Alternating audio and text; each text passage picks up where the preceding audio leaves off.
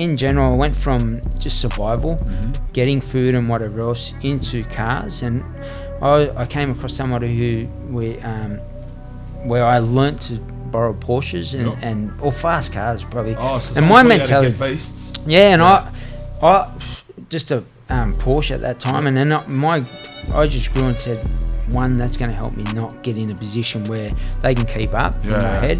Two, I was always fit, and I was going to keep myself fit, so if something happened I could jump out and I was off. And that turned into ram raids at the time. But when you were doing all this, you weren't on drugs? Never on drugs, man. That was the yarn. You were like stealing the beasts. Yeah. Fit fella. Yeah. No drugs. No Getting drugs. bundles. 100%. Superstar. Hood superstar. Yeah. Alright lads, before we start today's yarn, I want to shout out Manscaped. They're supporting today's episode of The Search. They've launched a new product, the Lawnmower 4.0. Right, it's the best clipper for shaving down there. Legit, it's the best clipper. You know all them other clippers, they cut you, they graze you, this and that. It's the best clipper, and I got a code for you. If you go to manscaped.com, you get 20% off by using the code TheSearch. You can click the link in the description, it'll be there, or go to manscaped.com. Make sure you use the code TheSearch, you get 20% off. Gun clipper, lad, go check it out. Eats. Alright everyone, welcome back. Another episode of The Search. Today's guest is a health and well-being consultant, nutritionist and lifestyle coach, but he's far cry from your average wellness influencer. A proud Kamilaroi man who grew up on the block in Redfern, he learned about the importance of looking after your physical and mental health in jail after losing... Sorry, it didn't say health in the intro, if you wonder. I had to, brain scan that one. After losing his parents and brothers to cancer, suicide and other preventable illnesses. After getting caught up in a life of crime and serving over 18 years in jail, he's returned to his core passion of helping others to become healthier and happier versions of themselves. Welcome to The Search, Jeffrey Morgan. Thanks, my brother. Notorious fella in my hood. Notorious fella. How you going, brother? Good, brother. Good to finally sort of catch up and have this conversation. And see you doing great things. And you too. Anyone that's doing anything in life, especially coming from the background for what you've gone through and been able to achieve, mate, before we even start this, congratulations. I think it's a great journey, and people don't realise how hard that transition is.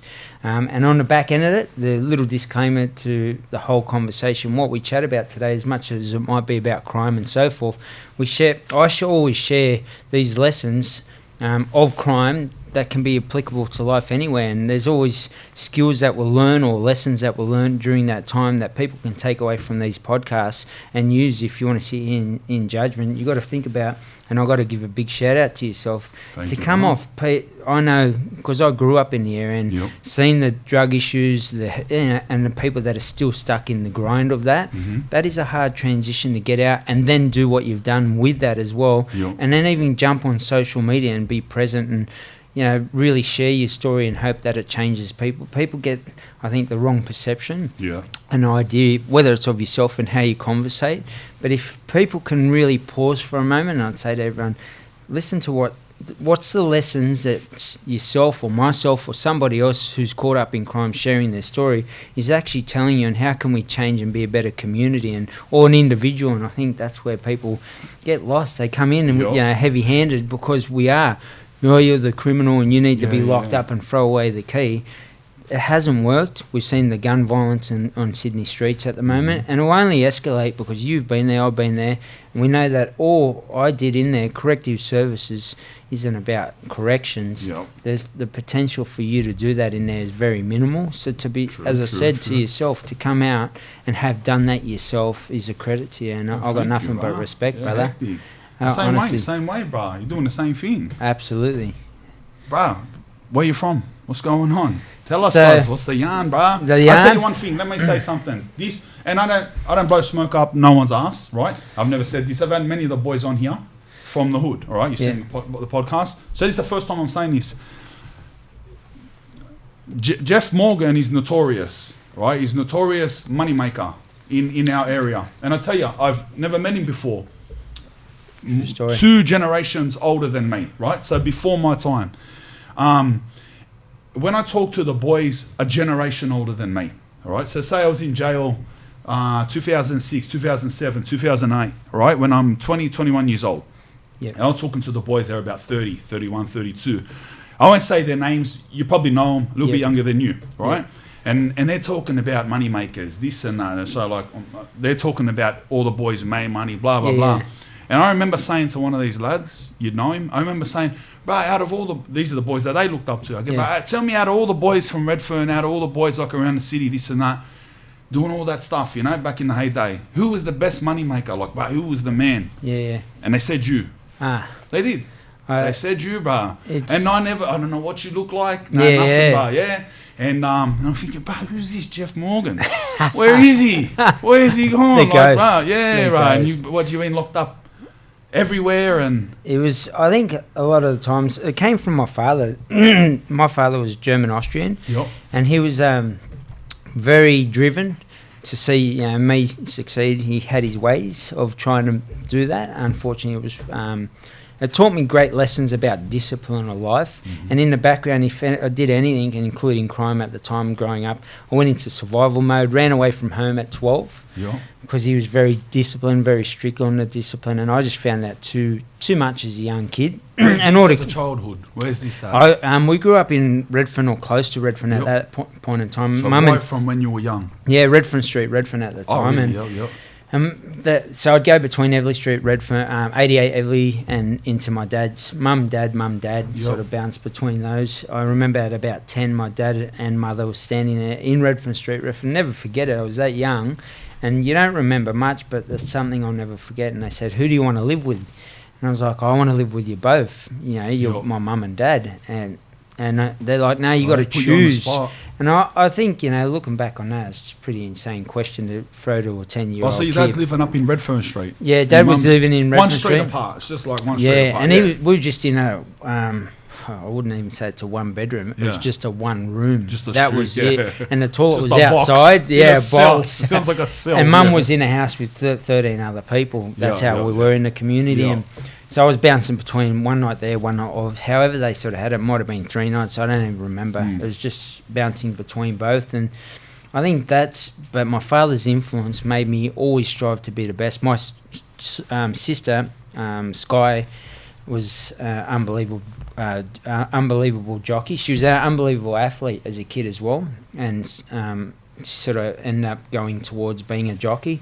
She became a really well-known jockey in Australia. So, that's it. And that to me is like, and I look at her and how she is and how she, obviously became the jockey that she is today and well-known because of our father's discipline through that stage. And that just made me want to be the best at, not be the best, just do my best at anything I gave it to. So the life of crime, obviously, once I stepped out of my dad's home at 12, went out onto the streets, how was I going to survive, man? And that mentality came into play at 12 years of age, and the life of crime kicked off. So what's this 12 years of age down the block? What year? Not knowing how I would have been been 1985. 85, yeah. Wow. And it just kicked off. I've seen photos of the block in 80s. Yeah, it was... It looked crazy. It looked crazy. And to give people context, it's hard, even if you look up online, it's hard to find those photos. It is very, Yeah. I wish there was so much more. And I don't know if it was because no one ever wanted to come down Redfern, obviously. You would not have gotten a professional photography in there other than the police standing up. Maybe a lot of photos were taken and a lot of those cameras went missing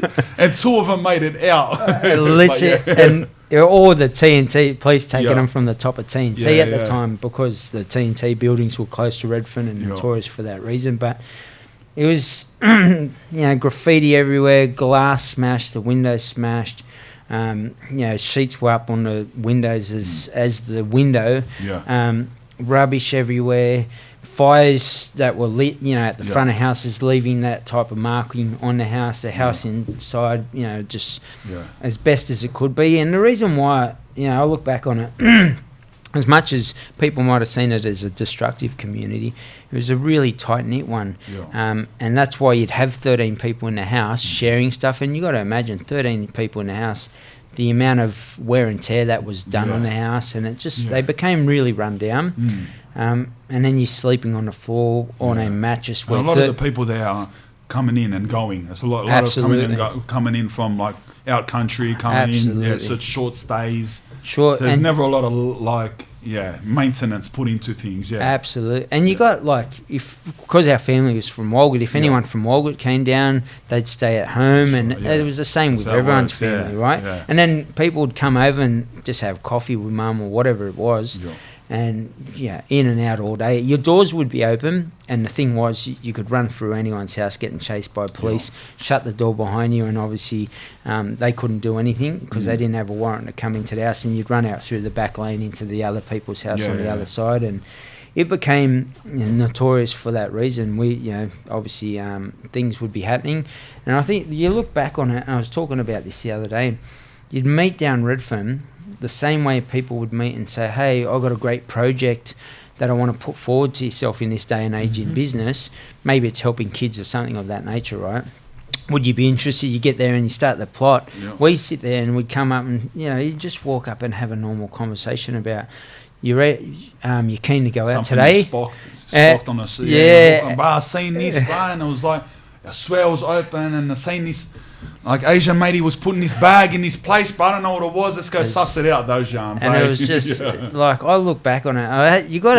People got to have context. Like, as I said, we're two totally different people now, and we don't go down that path as far as I'm concerned. And then you got to look back on it, and you got to think how crazy that conversation was. And some of those conversations. At one stage, I've seen the movie. I think, what was it called? And Ben Affleck was in it. Was it Ben Affleck? He was the bank robber. The Town. And they said they had the most bank robbers in the world at one stage. I got to say that Redfern at one stage was just phenomenal. The amount of people that were there that were robbing banks or coming to Redfern to be a part of a crew and go out. And as I said, you go there, and that's how deep. So it just gives you the context of Redfern and what it was like. And then no one would come into the area. Taxi drivers, you get in the taxi and they go, get out.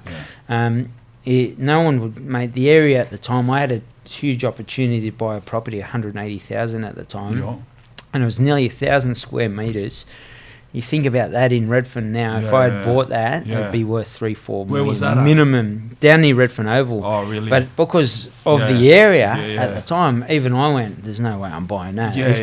I'll lose money on it. Imagine I know. Now. And I look back, it'd be 6 million. easy. And I'm like, oh, man. What did you start getting up to down there? Like, how you come? So you at this age? Yeah. Tell me, because like new to me, but like late 80s.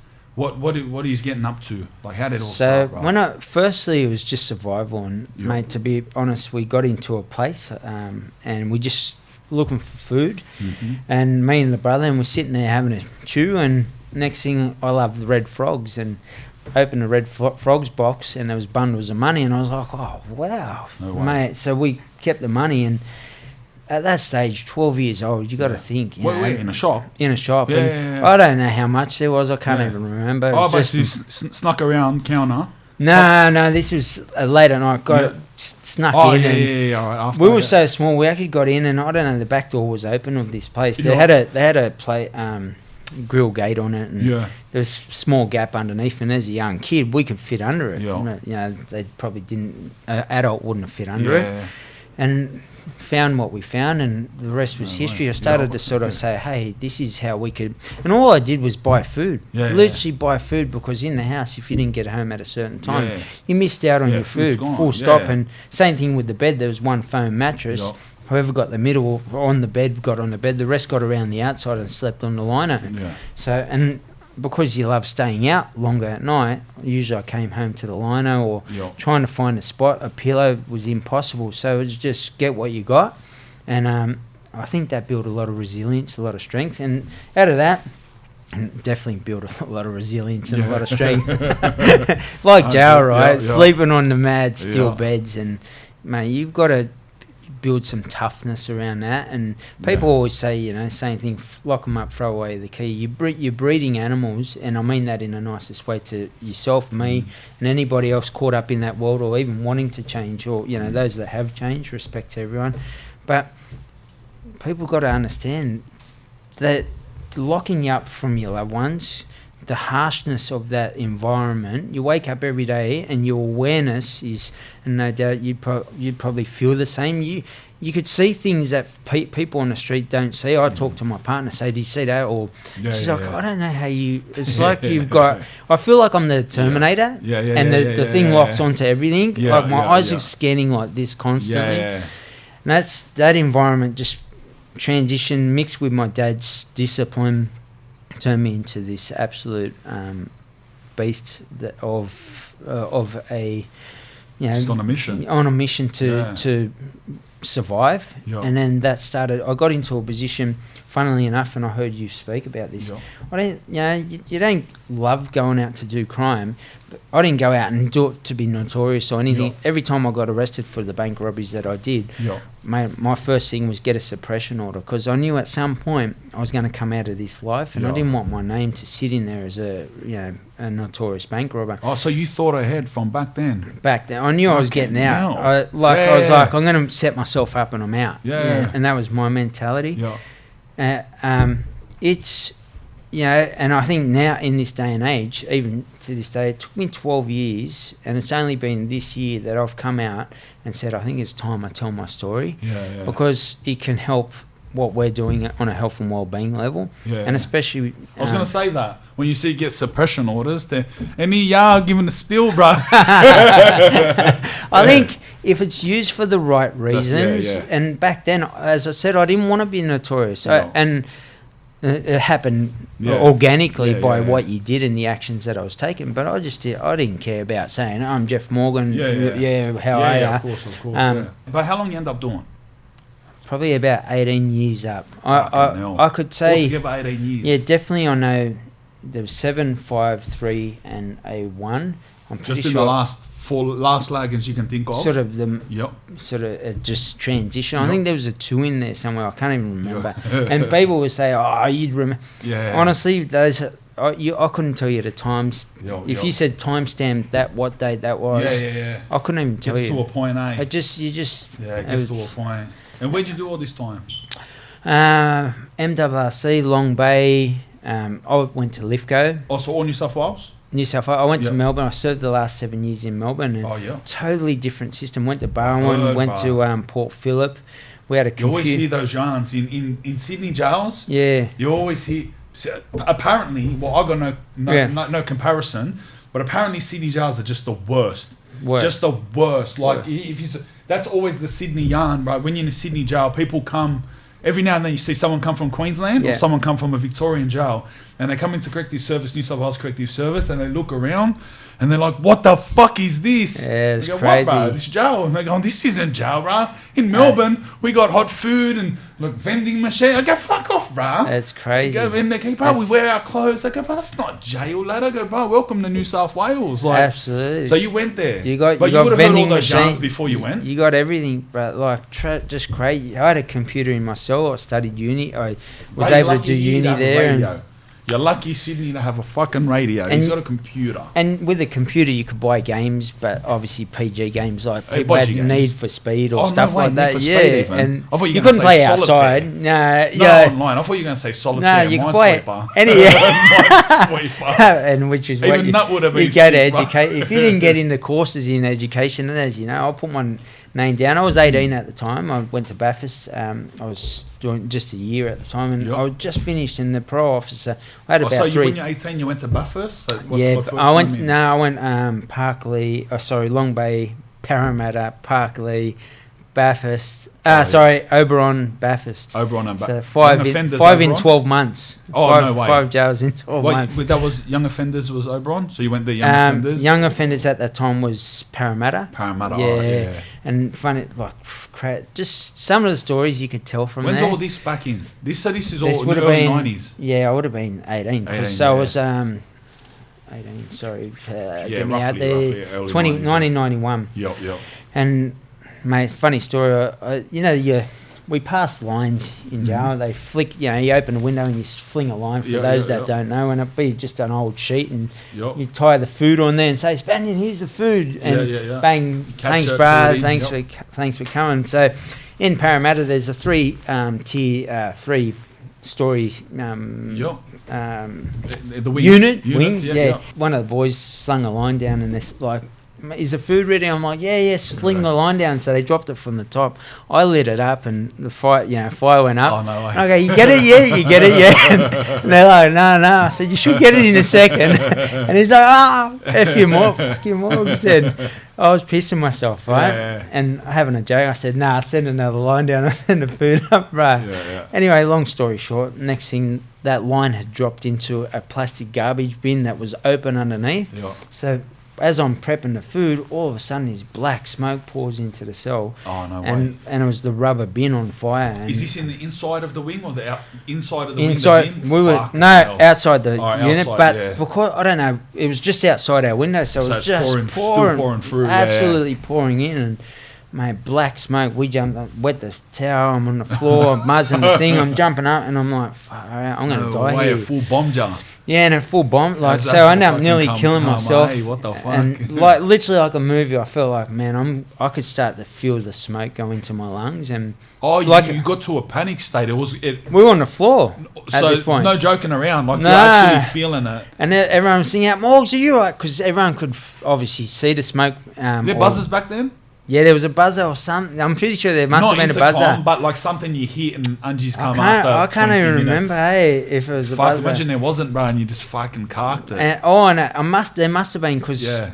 or they must have been singing would've out or seen something, that. or They would've heard it, Them, yeah. I'm pretty sure there was buzzers. Yeah. And next thing the cell door opens, mate, we jumped up, sprinted out of the cell, and they're like, "What happened?" So I don't know, man, don't know. Just smoke coming from the outside. Someone's, I don't know what's going on. Electrical fault. Long story, it's just crazy, right? So Yeah. things like that of that nature, and I think when I look back on it, all the stuff that you've done over the years, all the time that you've done, 18 years, the hyper sensitiveness, awareness that you have in that environment, knowing who's behind you, where when you walk down to something, people will say all they want about being as tough as you want, and you would have fought anyone, I would have fought anyone if we had to.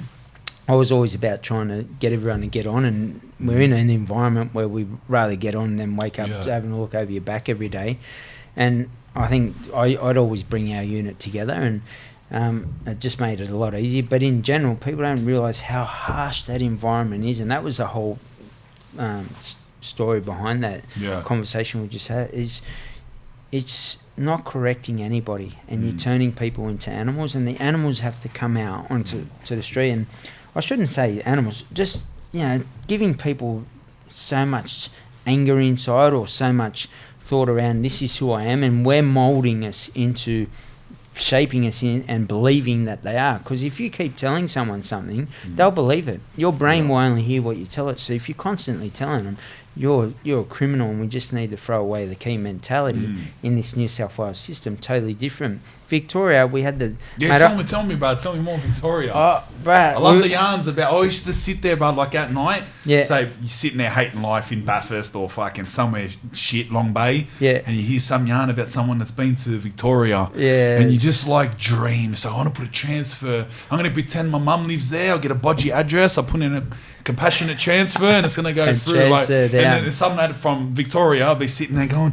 Yeah, bro, and like in every Tuesday we got a menu and we pick our weekly feeds and I'll be like, nah, like that, you know. That's insane. Tell me, bro, how True story. Yeah? Like you go into a unit and they give you, I think it was $150. Don't quote me. It was something $150 possibly, and you'd pick your own groceries. So you'd say, yeah, we'll get some steak, chicken, this, that, and the other. What Plus, is that? that's bro? outside your buy up. So for those that don't know, your buy up is your food that That's if outside your buy up. Yeah, that was outside our buy up. So on top, you wouldn't really need buy up, right? And then we had a canteen that you could access anytime you walk up, and I like heard a that. You got credit card. some card or some shit. It was like a credit card, but it's it's your own card. You just go, pre-charged or something. they type in your name, bang, what's your MIN number, and it was CRN down there, and they'd say you got $80. What do you want? And you just go, At Tim any Tams, time. anytime during the day. Compare that to New South Wales, he's saying at any time, like you said, you heard, in New South Wales at Tuesday, 10:30 in the morning, you put in a form of stuff. If the form's not in at 10:31, the stuff doesn't arrive next week. You got to wait till next week to put your form in. The following week, you'll get food. So if you miss one form, you don't eat for 2 weeks. Absolutely. He's saying you go up like you're rolling out of bed. I want some Yes. chips, this and that, right? Exactly. Yep. That's crazy. I think on a level of, And same conversation. If you're going to create change, that's what you could do in society. Go down to the corner shop or Coles or whatever it is, right? And get what you feel like at that point in time. Oh, we need some milk or whatever. And I think that's more realistic to helping inmates just tap into getting back into society, doing normal stuff, not sort of being so pushed into. It's already harsh enough, as I've seen you speak about it, getting stripped to you naked, and it's cool. Look, I'm cool with serving my time for what I've done, and no doubt yourself as well. It's all that's demeaning, and people don't know how much that knocks into your self-esteem. You can be the toughest, hardcore person in this planet, but dealing with it, you either deal it with it in a way where you block it out and you go, F you, I'm not stripping, and of the toughness, and all it is you just trying to get over the demeaning nature of them knocking into your self-confidence and self-esteem. And any human, strip off and show me your butt crack. And people say, oh yeah, but you done the crime, so you serve the time. Understand, if you treat me like an animal, or if you poke a bear, the bear's going to bite you at some point in time. Whereas if you treat the bear nicely and show them, and this is a conversation for everybody that watches this podcast, think about it like this. If you keep judging people and pushing people into a corner, that person will end up a dead cell within the community. Their head will be down, their self-esteem is low, their self-confidence. They don't know how to do something. Why? Maybe because they didn't have the role models within their life. The only role models I had was up until 12 years of age, and then I started to role model myself from that point on. And survival on the street meant that I was just reaching out and saying, hey, Spanian, what do you know? How do you shut off alarm in a factory? Sweet, brother, thank you. Next person I interact with, how do you steal a Porsche? Let's roll with that. I'm not getting caught. How do I keep myself super fit so that if we smash in the Porsche, I'm going to run off? And this is who we're creating, because we're pushing the dead cell in the corner and say, you're just a dead part of society. Sit over there. Sit down and have a solution-based conversation with that person, because you'll be blown away that you actually teach that person and role model that person like they've never been taught before. And that means no one will ever be what they cannot see. And how are you going to see? How are you going to do something when you don't know how to do it? If I was a marine biologist and said, I need you to come in and extract X, Y, and Z out of there, some technical term that I got no idea about, you'd be like, what are you talking about, Morgs? And I'll be like, just extract it for me. And that's the two conversations. You say, change your life and get a life for your criminal, right? But you're talking two totally different languages, because that person just doesn't understand. I've seen a 4-year-old kid, probably 4-year-old kid at visit Silverwater, same thing. The mother said, quiet down, you little shit. And the kid then goes, F you little mother, so-and-so, and 4 years old, and I'm thinking this kid's going to end up straight there, young boy. And I think this kid's got the role modelling is just going to push this kid into this place. So anyone out there that watches this, because I know people always burn you about, you're promoting crime, and I don't think you are. I think you're saying, here's what the reality of what I did was. 100%. And then here's the lesson. I say it proudly. Yeah. I have laughs about it. Why shouldn't I? I'll never be ashamed of my life and what I've done. But I say it in a way where I speak it either factually or I speak about it for some reason. I put a reason to it. You know what I mean? Like, and it's that. And like, that's why, like, I'm always...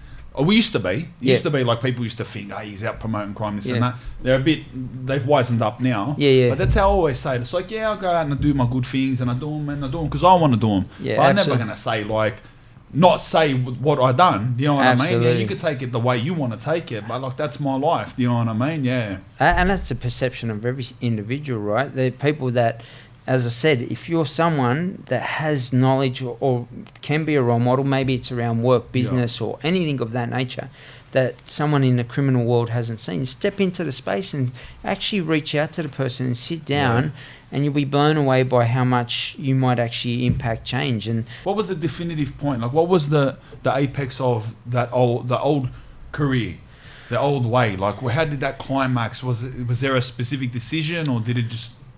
Look, and I've spoken on this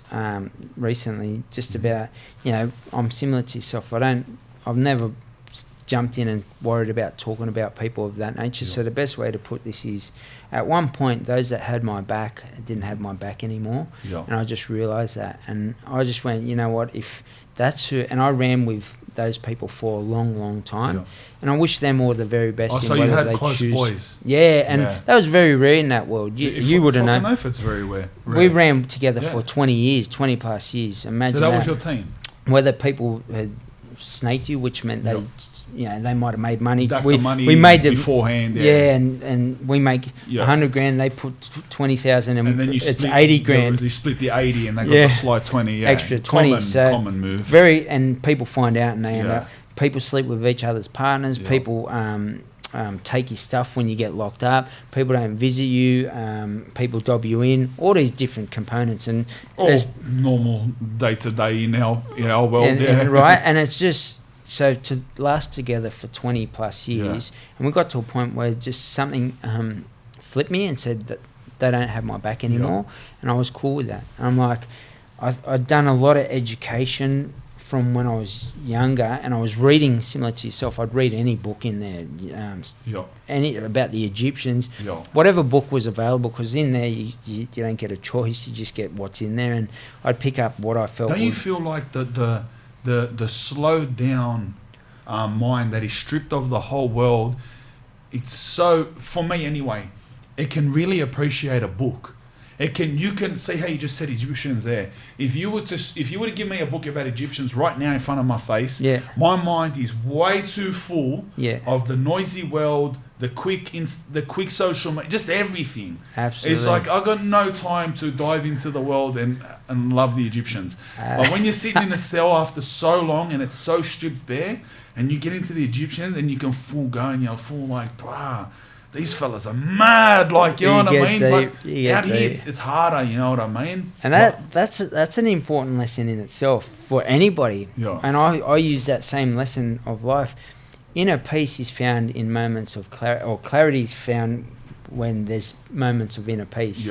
And we had the time to sit and appreciate what had been written and sort of almost put a picture or a movie together in your own head, right? And it's like anything if you read a book. But in general, we live in a drive-through society. Everything's about convenience. Everything's fast-paced. And when it's not, people just don't have that time. The lesson out of this is pause, slow it down to speed it up. And what that means is sit down, find some time in your diary, put it there, set it aside for whatever it is that's important to yourself. Is it yoga? Is it reading a book? Is it doing something to build a business or whatever it may be? And you'll really start to gain some traction and drive because you gain clarity around it. True. And people in general just don't have that time. Similar to, as you said, I heard a stat the other day, 150 times a day people jump onto Instagram average. I'm there. I'm up with them averages. You got to read. You're replying back, maybe, but like people that aren't building a business on there, 150 times, that's pretty insane. If you've got they're a business, just doing it out of boredom. I think as a business, it's very important, and no doubt you do it. Reply to people, and I'll reply to people that are more positive and productive around, good things in life. Those that want to troll or anything of that nature. If it's a question around crime, what do you think crime, talking about a bank robbery is okay? You gotta. If I share that and you share your story, maybe society starts to get different ways of dealing with things and understanding. Like hearing your story, you'd be crazy if you were on the justice system, and I've heard that they've reached out to yourself. Same thing.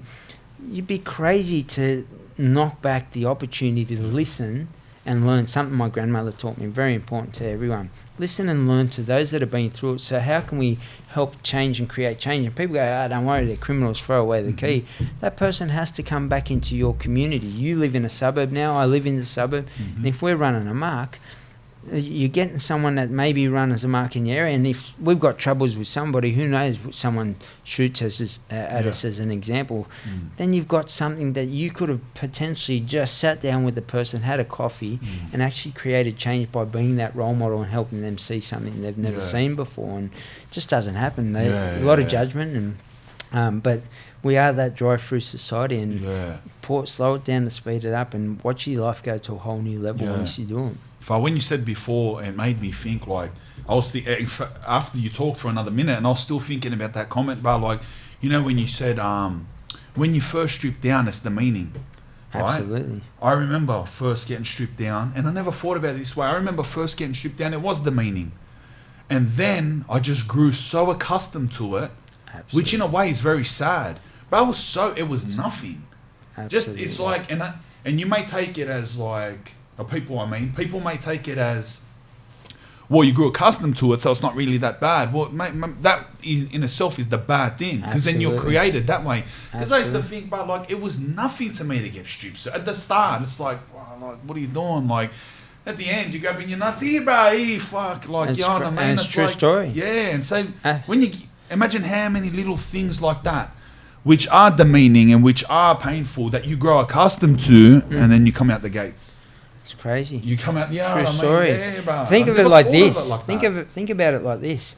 Domestic violence. Me and you in a relationship. Yeah. Say we're boy girl or whatever, boy whatever these in this day and age. Now, so you're no good. You can't. Oh, babe, I've got an idea. I want to start a bit. Nah, don't worry about it. It's too hard. Yeah. Oh, I'm gonna put a nice social media up. Nah, what are you doing that for? Yeah.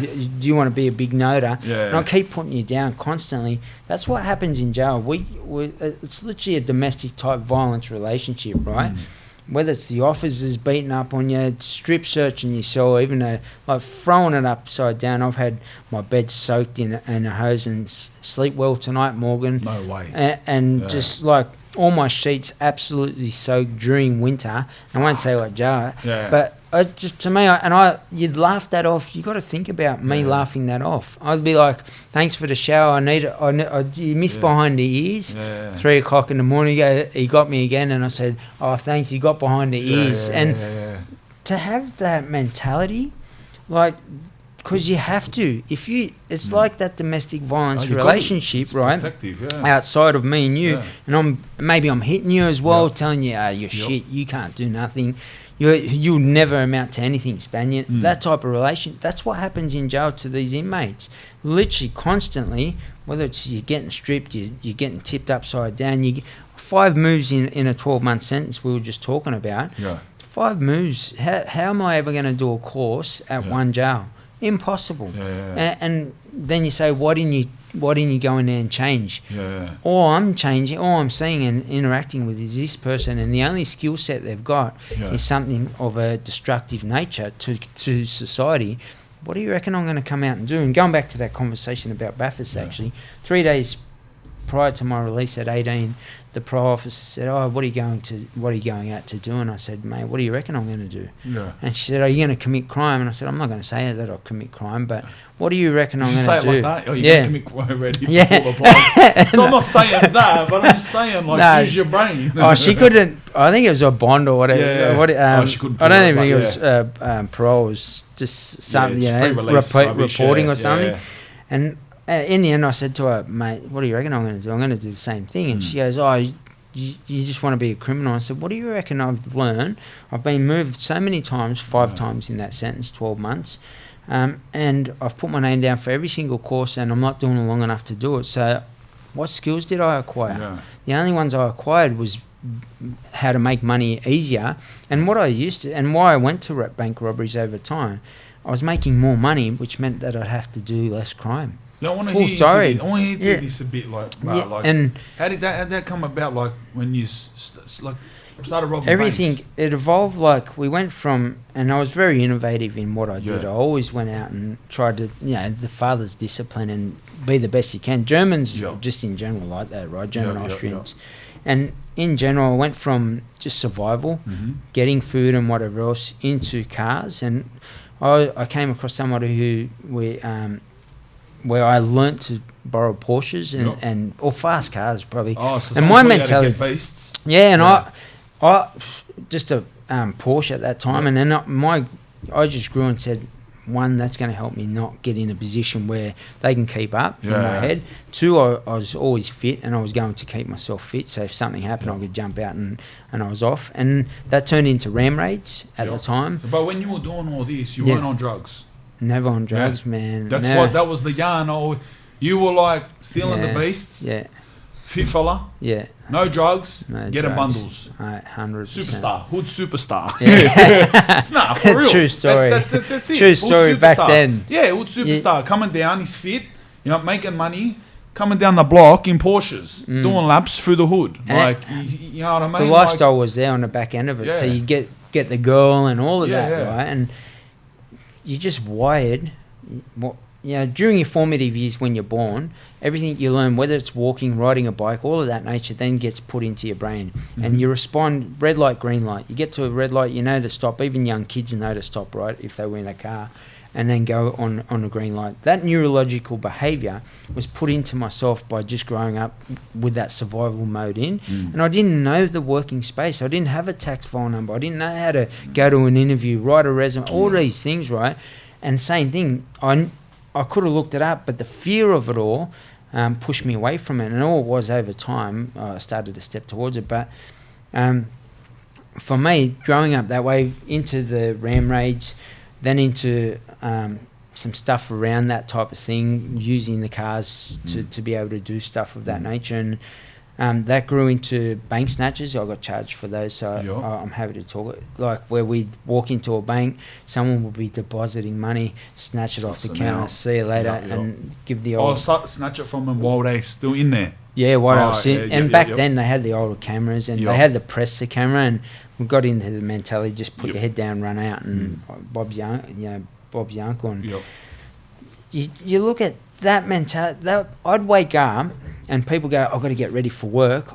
I'd wake up and go, I'm going to go get ready, get ready for work, but let's go work.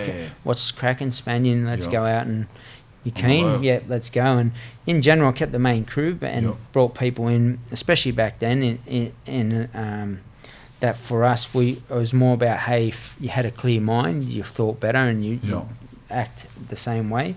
So the crew was always, if you took drugs, I'd have you in on a ram raid or something, but more serious stuff, I'd be like, no, I'm just going to do stuff of that nature. It was less risk and less, no doubt over the years, people in that situation or I just experienced were more likely to roll over at that point in time. So I just went, no, I'm going to stay away from that sort of.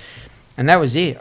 That went into bank snatches, and we did them on foot. We didn't, in our own cars, just 10 blocks away and run to the car at the time, and end up getting charged for those, serving some time, 3 years, I think, for a bunch of those. We did give you context or people context, I think we did X amount in one day. I think it was 3 to 7 bank snatches in one day. You can get 10 grand out of one, 20 out of the next. Clean. And when after doing that for how long? 3 years. So in the end, I think I got 3 years for that, and served time for those 3 to 5 in the car.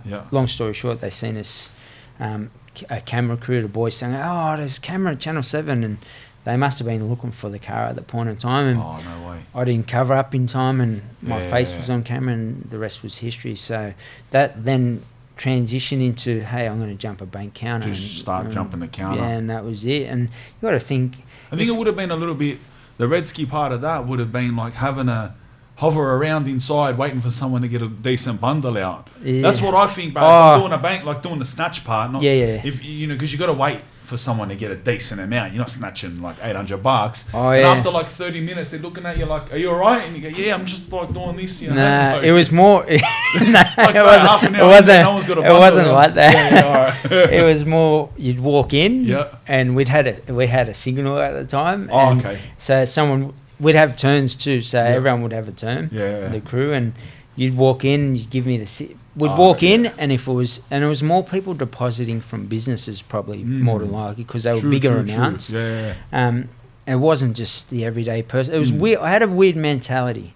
I always thought I'll steal off the rich and they won't miss it as much. And the banks, the Porsches, the bank snatchers, business owners. Being a business owner myself now and going through what I'm going through, and even having a lot of mates in the business world, it blows me away, because obviously I would have put a lot of pressure on a lot of people at that point in time by putting them into that space. But you look back on it, as you said, and you got to be real about. You look back, and your memory does push you into these memories where you do have a laugh or you think about it, but you also think, oh shit, the impact and damage I did to the other person on the other side. Some weeks, some people might have been going, you know, that was all they had, and they might have been on their last cent at home, and you know, mortgage payment notices coming in, and we've snatched that money and off we go. Yeah. And then over time, I just went into banks, and I went, I'm robbing banks. I weren't thinking I was Robin Hood, but it was that mentality. Yeah. I'm robbing from the rich. Who cares? They wouldn't even, or those that are taking money from everybody else anyway.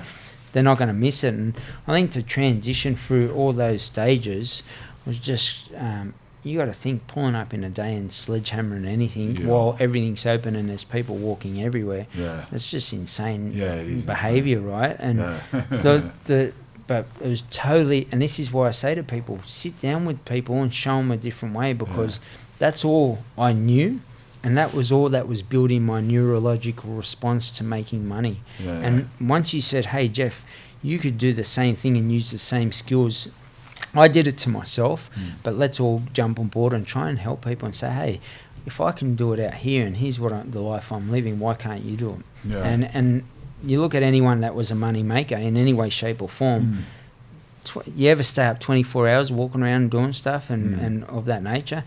A lot of boys will do that. A lot of people in that world will do it. Transfer that skill into a business, and I guarantee you'll be successful down the path or passion that you take up. That's powerful. That's when you think of it back like that, like, hey, explaining that, and it's like, hey, that life takes you in some extreme places, bro. And like, even I think, like, I have memories, no specifics, Sydney City, like Wynyard, Martin Place area, like you said, middle of the day, pulling up sledgehammer and things. It's so crazy. Busy. People get off the sidewalk so you can swing. It's about like what leads you to that. That's extreme. Like it's movie crazy shit, you know what I mean? And you don't, to give context to people, I never went out and said, oh, I wonder how many people I hurt today or anything. It was just like, how much money did I make, right? Of course. And having a different mindset now, you can look back on it and go, far out, how could I shift the younger kids? And this is what, whether we deal on a juvenile justice corrective services, we deal with corporates, athletes, so many different clients on so many schools, so many different levels around the habits and rituals of people, because we're all built and we're creatures of habit. And if that habit is destructive, how can we become a part of that person's life and impact or influence change in a positive way? And that means conversation.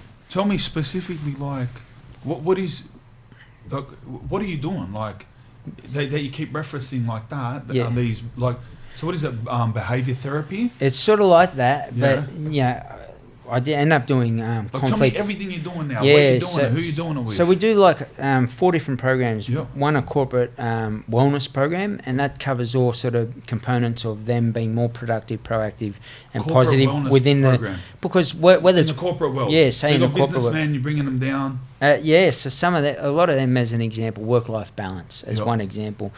They making great money, but they don't see their families. They get home late, they're thrashing themselves day in, day out. They're not eating foods. I don't have time to eat.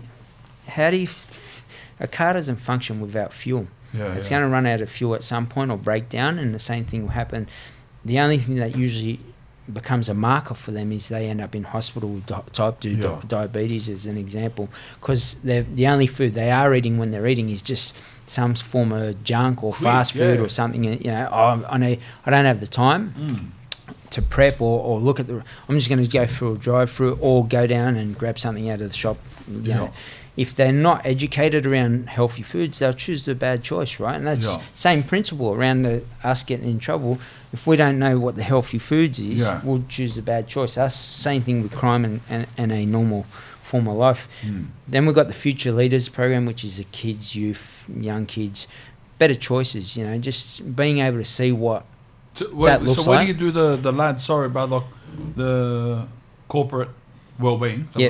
Where do you do that? In the city somewhere? So we do it in there. They set them up. Sometimes it might be a resort or a retreat we go out to, or in their workplace, as an example. We do each one of these has over 60 different modules, and it could be dealing with stress, how to sleep better, at a corporate level versus the kids, accountability, responsibility, that type of thing, conflict resolution, effective communication, all that type. So you work with the specific like office or business they organise. You go beautiful. in there and, and that could be on a weekly basis. They choose the structure.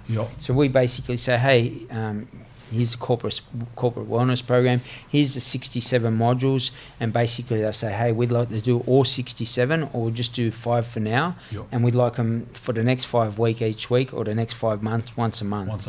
And then they get access to the app on the background with over 3,000 resources in it, and it's all around. Got an app to go with them. Yeah, so you got to operate at a big level, right? I think that's the biggest thing. Like, I just look at.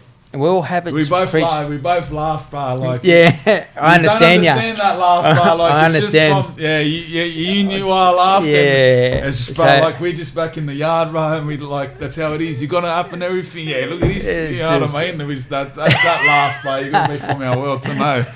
So you got the future leaders. You got the corporate wellness. You got the Indigenous wellbeing program. And Aboriginal communities. Our quality of life. Future leaders. Yep, corporate wellness. Indigenous wellbeing. Because quality of life for us, something I'm passionate about with our communities, being a proud Kamilaroi man, families from Walgett, grew up in Redfern. But in general, I'm sick of seeing just people in general, and I think the last 2 years has really heightened it even more so. Losing parents to cancers, brother, sisters, suicide, and another brother to a preventable health issue.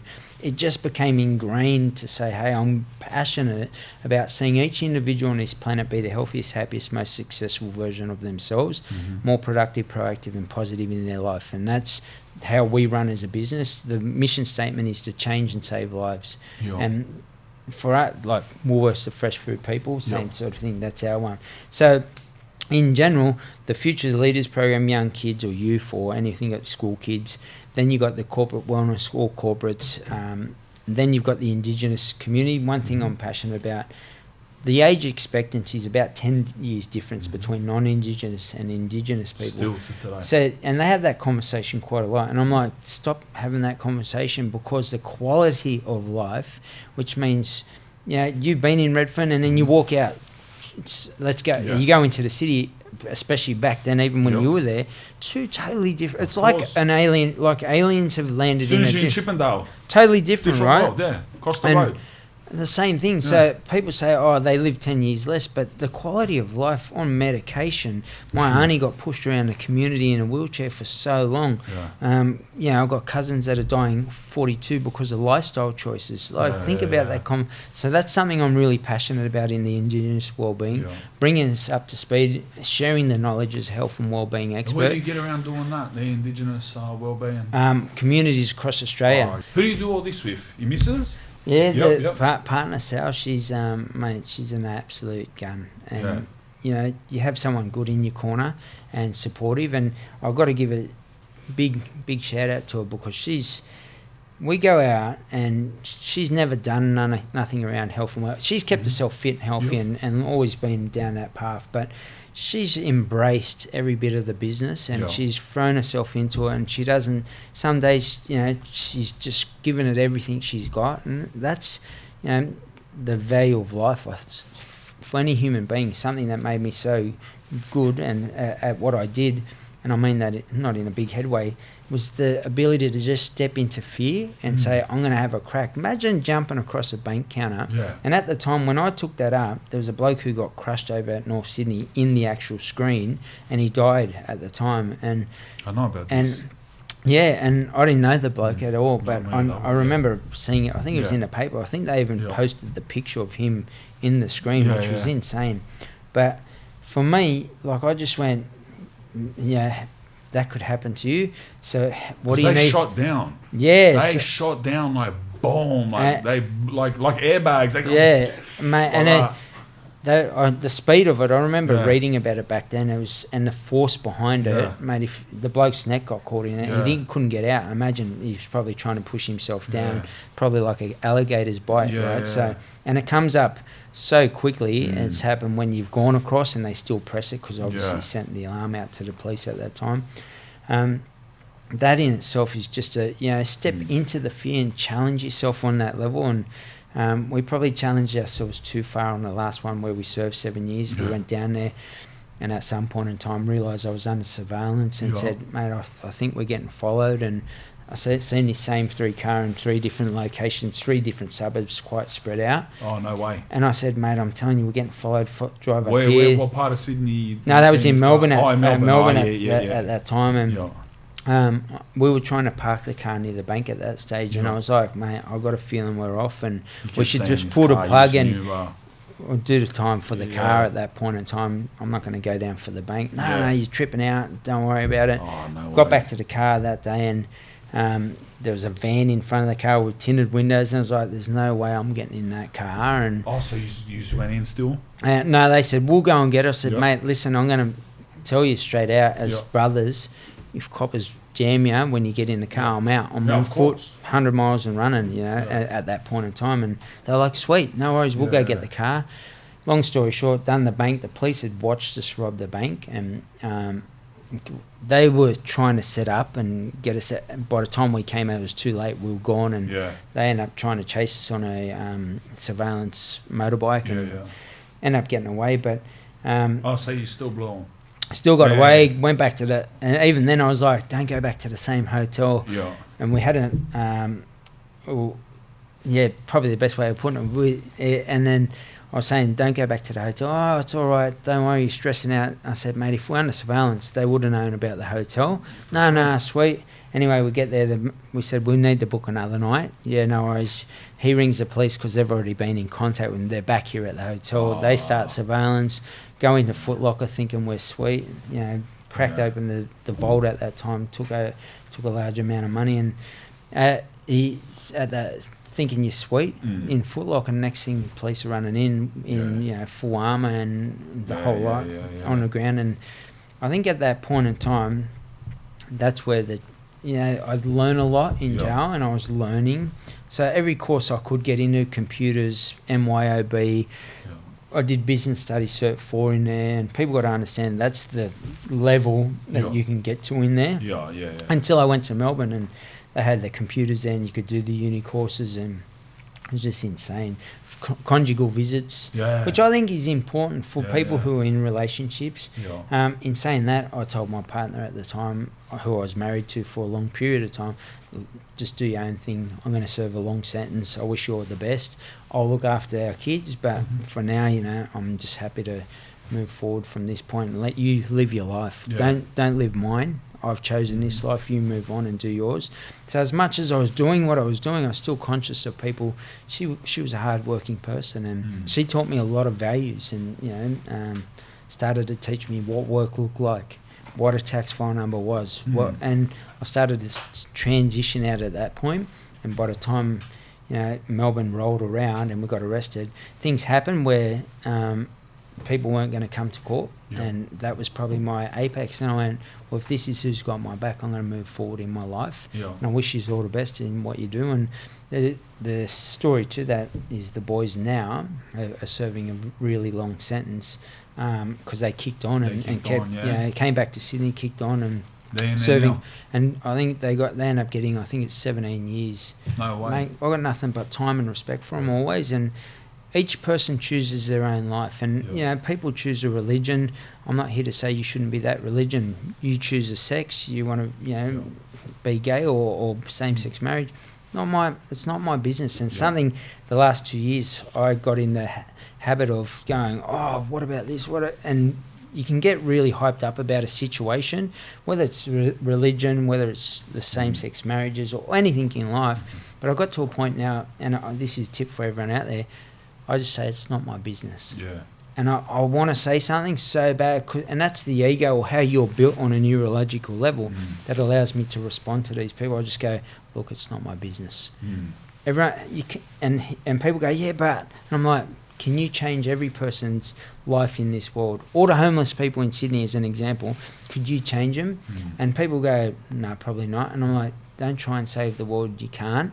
Focus on the most important person, and that's yourself. And by stepping out of that, you step out of your ego and you step into inner peace. And I think that's a brilliant lesson for anybody. Tell everyone, bro, where they can find you, bro. Where they can find where I'm sure heaps of people like this knowledge are dropping. Where can they find this out? How can they get in contact with this program? Yeah, probably the best way to do that is jeffreymorgan.com.au, JEFFREY, and just have a look at the programs. If you are coming in as a corporate school, awesome, thanks, brother. Schools, juvenile justice centre, corrections, or anything across this country, health services, communities, Aboriginal communities, reach out via the contact form there. 100%, brother. Thank you. Thank you, brother. That was a mad jam. Solid. Thank you for coming on. Thanks for having me. Know where to find him. Thank you.